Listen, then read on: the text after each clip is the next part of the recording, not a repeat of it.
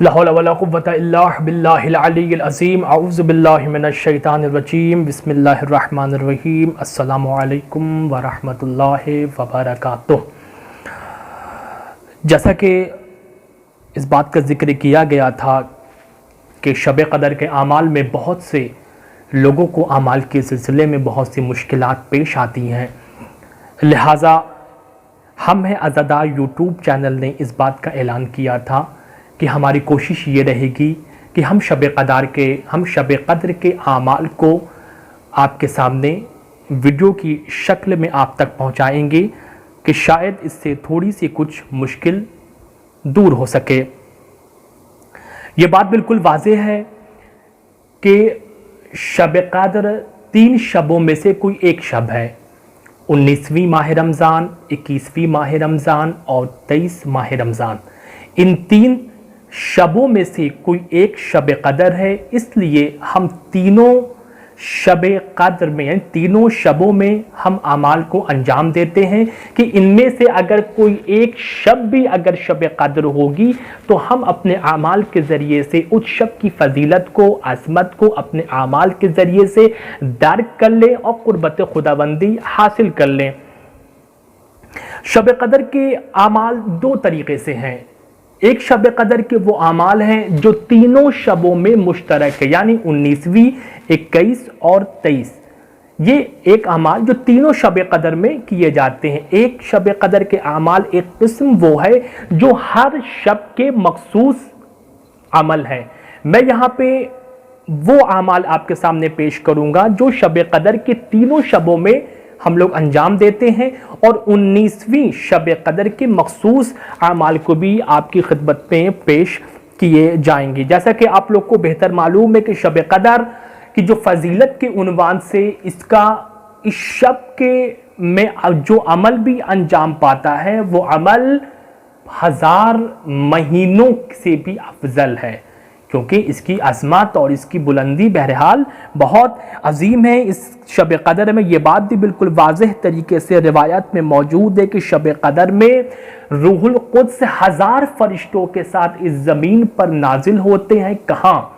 حجت خدا یعنی وقت کے امام کی خدمت میں روح القدس 1000 فرشتوں کے ساتھ زمین پر نازل ہوتے ہیں امام کی خدمت میں، اور وہ چیز جو پورے سال کے لیے تقدیر لکھ دی گئی ہے، معین کر دی گئی ہے، جس چیز کے بارے میں مقدر بن چکا ہے، وہ چیز امام کی خدمت میں پیش کیا جاتا ہے۔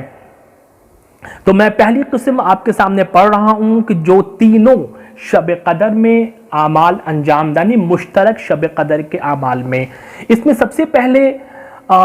آغائی علامہ مجلسی ارشاد فرماتے ہیں کہ اس شب میں غروب آفتاب کے وقت غسل کرنا مستحب ہے۔ ٹھیک ہے، غروب آفتاب کے فوراً بعد یا اس کے قریب غسل کریں، اور بہتر یہ ہے کہ جو غسل آپ نے غروب آفتاب کے وقت کیا ہے اسی غسل کے ساتھ مغربین کی نماز بھی ادا کیا جائے۔ یہ اس عمل کا یعنی شب قدر کے اعمال کا یہ پہلا حصہ۔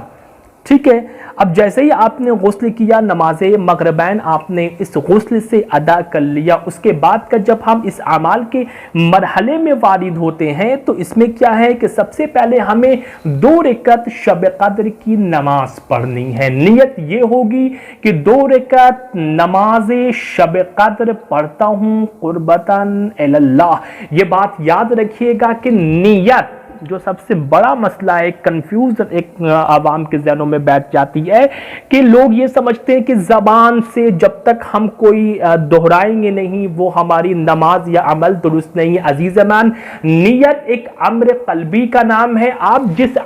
جو عمل انجام دے رہے ہیں اس کی طرف متوجہ ہونا ہی وہ آپ کے عمل کی نیت ہوتی ہے۔ ٹھیک ہے، بہرحال آپ نے غسل کیا، پھر نیت کیا کہ 2 رکعت نماز شب قدر پڑھتا ہوں قربتاً الی اللہ۔ پہلی رکعت میں آپ کو سورہ الحمد کے بعد 7 دفعہ سورہ توحید یعنی سورہ قل هو اللہ کی تلاوت کرنی ہے، دوسری رکعت میں بھی آپ کو سورہ الحمد کے ساتھ 7 مرتبہ سورہ قل هو اللہ یعنی سورہ توحید کی تلاوت کرنی ہے۔ بالکل صبح کی طرح آپ کو 2 رکعت نماز پڑھنی ہے، مگر یاد رکھیے گا کہ پہلی رکعت میں سورہ الحمد کے بعد 7 دفعہ سورہ توحید ہے اور دوسری رکعت میں بھی سورہ الحمد کے بعد 7 دفعہ سورہ توحید کی تلاوت آپ کو کرنی ہے۔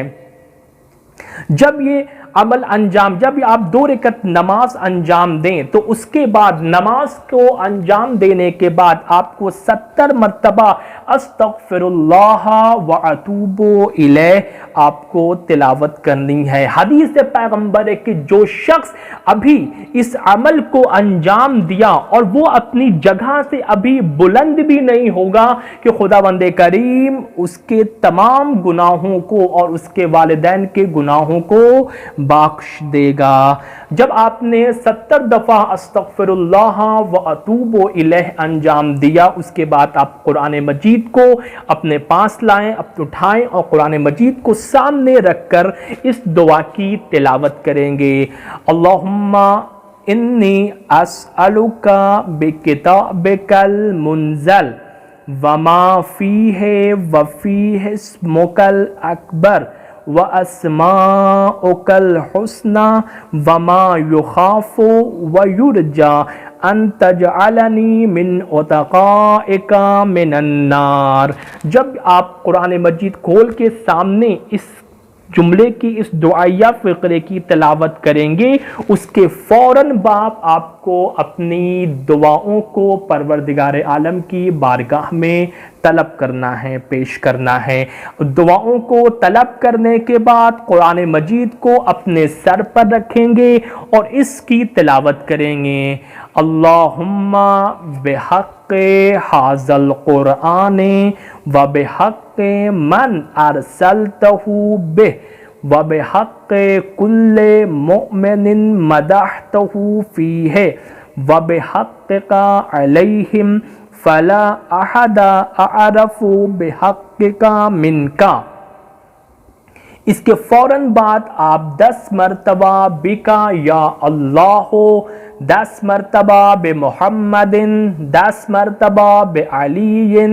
10 مرتبہ بفاطمہ، 10 مرتبہ بالحسن، 10 مرتبہ بالحسین، 10 مرتبہ بعلی ابن الحسین، 10 مرتبہ بمحمد ابن علی، 10 مرتبہ بجعفر ابن محمد، 10 مرتبہ بموسیٰ ابن جعفر،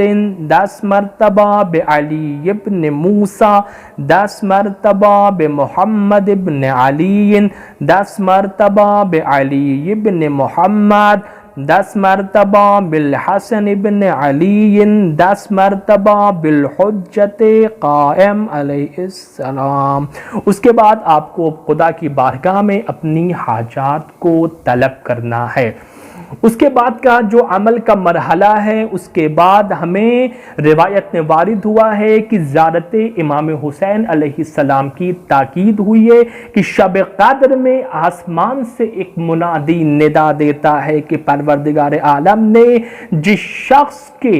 شخص نے بھی حسین کی قبر کی زیارت کی ہے اس کے تمام گناہوں کو بخش دے گا۔ اور اس زیارت کے بعد کا جو عمل ہے 2 رکعت زیارت امام حسین علیہ السلام کی نماز ادا کرنی ہے۔ اس کے بعد کا جو عمل ہے، یہاں تک وہ اعمال جو ہم لوگ انجام دیتے ہیں، اس کے بعد کے اعمال ہمیں بتاتے ہیں کہ آج کی پوری رات مستحب یہ ہے کہ پوری رات شب بیداری کرے، قرآن کی تلاوت کرے، دعا کرے، استغفار کرے۔ کیوں میں نے ذکر کیا کہ شب قدر میں انسان کی تقدیر لکھی جاتی ہے اور روح القدس 1000 فرشتوں کے ساتھ زمین پر امام وقت کی خدمت میں آتے ہیں، ان کی بارگاہ میں سلام و تحیت پیش کرتے ہیں اور تقدیر پیش کرتے ہیں۔ ٹھیک ہے، پھر فرماتے ہیں امام کہ آج کی جو روایتوں میں آج کی شب بیداری کی جزا یہ ہے کہ خداوند کریم اس کے تمام گناہوں کو بخش دیتا ہے، اگرچہ اس کے گناہ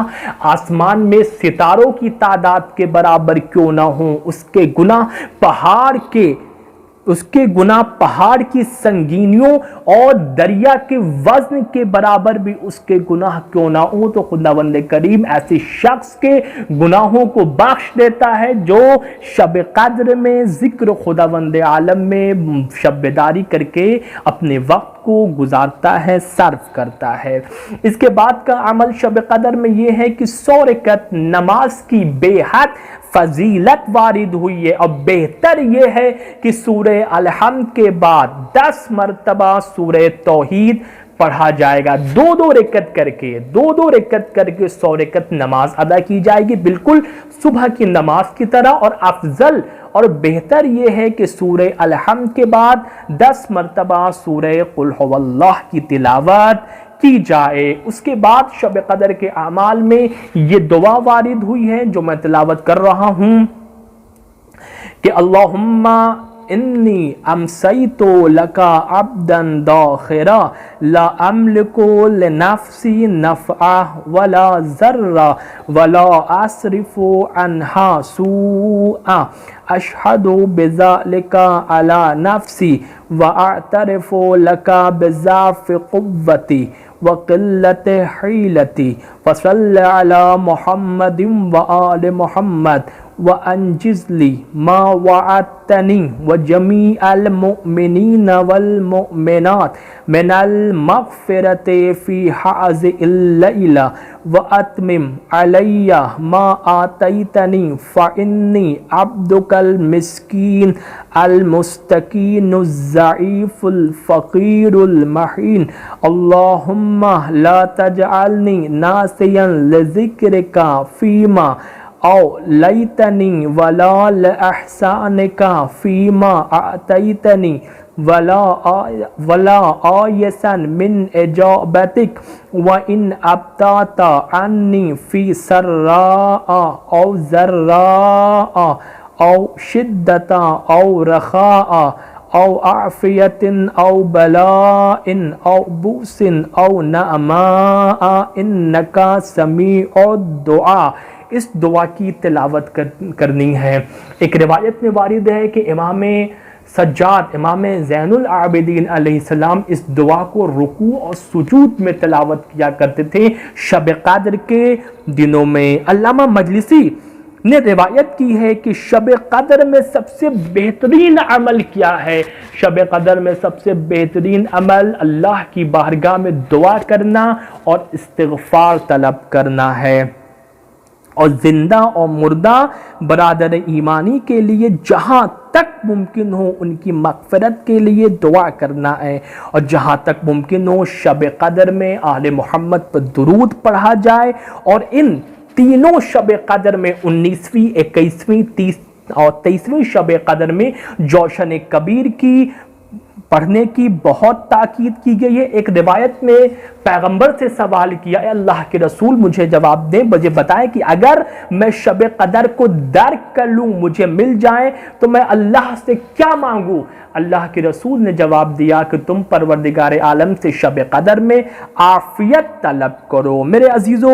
یہ وہ اعمال تھے جو شب قدر کی تینوں شب قدر میں انجام دینے چاہیے، 19 اور 21 اور 23ویں شب قدر میں، تینوں میں یہ اعمال انجام دیے جاتے ہیں۔ اب میں وہ اعمال بتا رہا ہوں جو 19ویں شب قدر میں آپ کو انجام دینے ہیں۔ وہ فقط